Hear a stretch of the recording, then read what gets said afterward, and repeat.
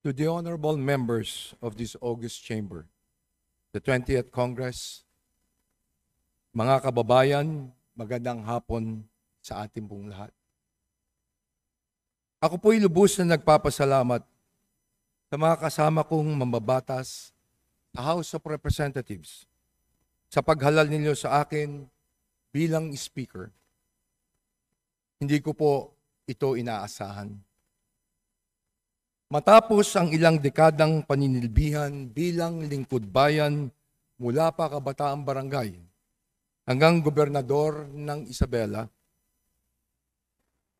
inakala ko na ang susunod na yugto ng aking buhay ay para sa aking pamilya. Ngunit, ibang daan ang inilatag ng ating Panginoon.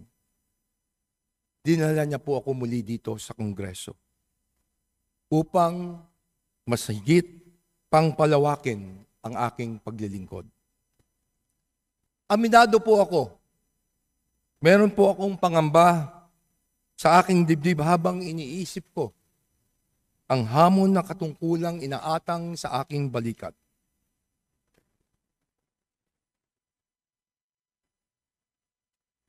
Patid ko po na marami sa ating mga kababayan ang nasasaktan at nagagalit na dahil sa mga kasalukuyang kaganapan.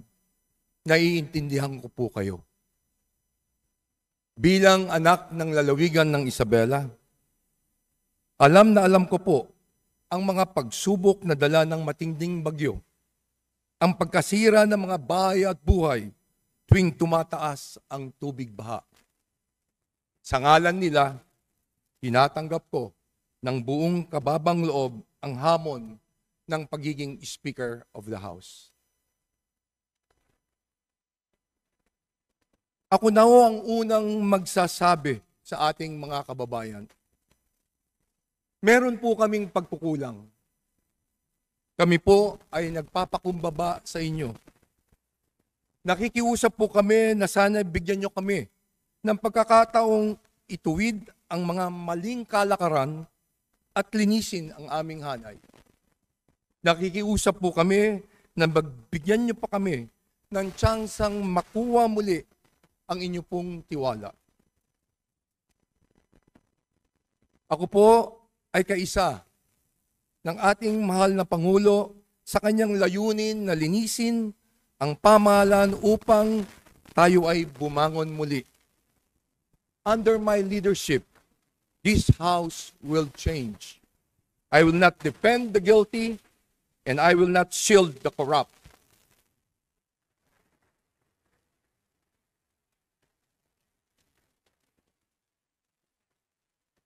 Gaya ng paninindigan ng ating Pangulo, no rank, no ally, no office will be spared from accountability. We must strengthen the Oversight Committee and fully cooperate with the Independent Commission of Infrastructure. Our duty is not to protect each other. Our duty is to protect the Filipino people.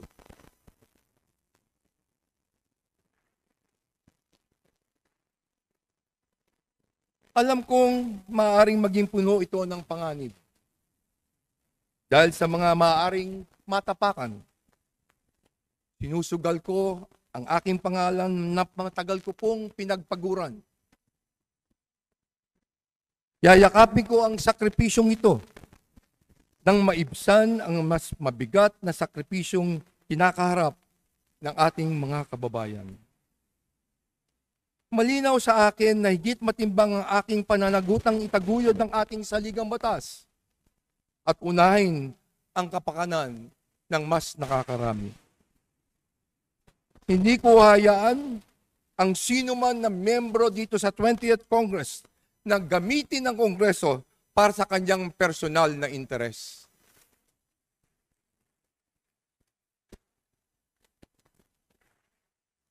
Panahon na nang ituon natin ang ating paningin sa mga pangailangan ng ating mga kababayan. Sila ang rason kung bakit tayo naririto.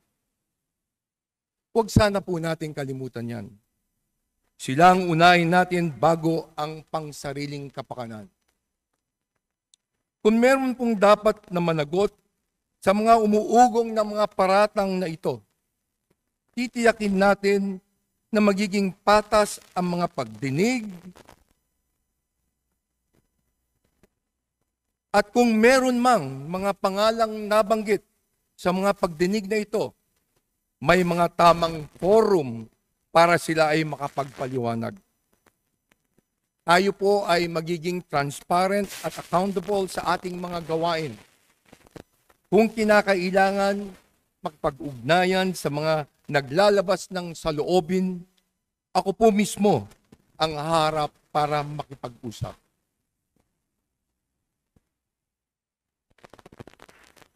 Makikinig po kami sa daing ng ating mga mamamayan. Makikinig po kami sa inyong mga boses. Ito lang ang paraan para lumabas ang pawang katotohanan at dito lang masisimulang matanggal ang agam-agam ng ating mga kababayan. Sa mga kasamahan ko sa Kongreso, magtatagumpay lamang po tayo kung tayo'y magkakaisa upang makamit ang hangaring ito. Buo po ang aking paniniwala na mas nakakarami sa ating mga kasamahan ang nangangarap at handang magtrabaho ng tapat para mapabuti ang ating bansa.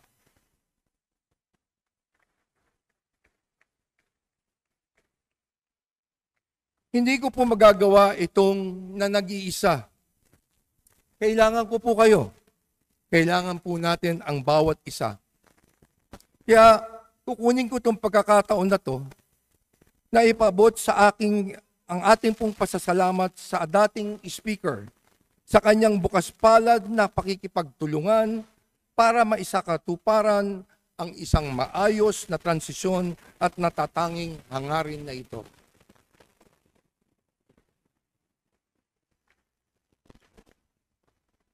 Sa tulong ninyo, sisiguraduhin natin na ang bawat sentimo ng paglalaanan ng budget sa bawat departamento ay tutugma sa pangangailangan ng mamamayang Pilipino. Pagtutulungan nating makapagpasa ng isang maayos at malinis na budget na mailalaan lamang tama sa mga programa para sa ating taong bayan. May mga hakbang nang ginawa upang gawing mas bukas ang proseso ng pagpasa ng budget at mas paigtingin pa natin ito.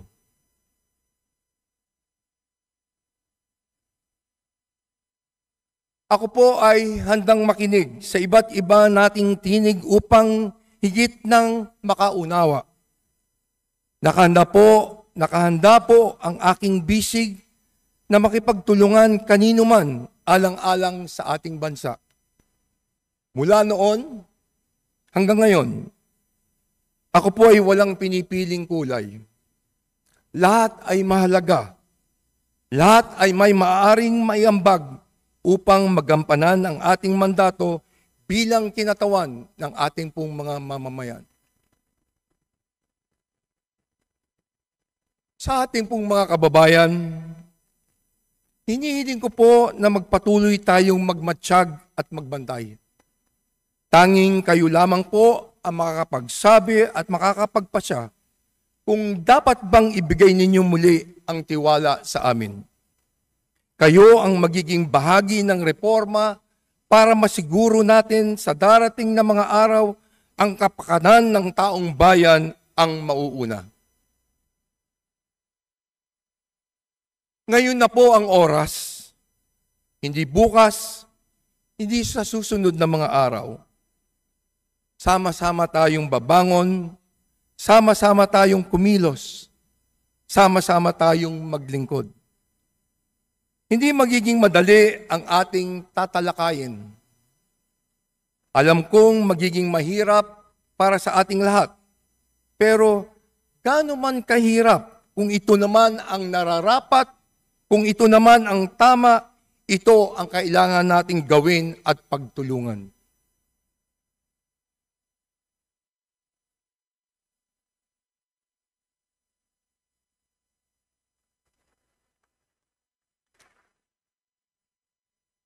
Sa bagong Kongreso, ipaparamdam po natin ang tunay na malasakit. Ipapamalas natin ang tunay na paglilingkod na nakatutok ng buo para sa pag-angat ng buhay ng sambayanang Pilipino. Walang ibang agenda, walang ibang interes. Kapakanan ng Pilipino ang simula, gitna at dulo at wala ng iba.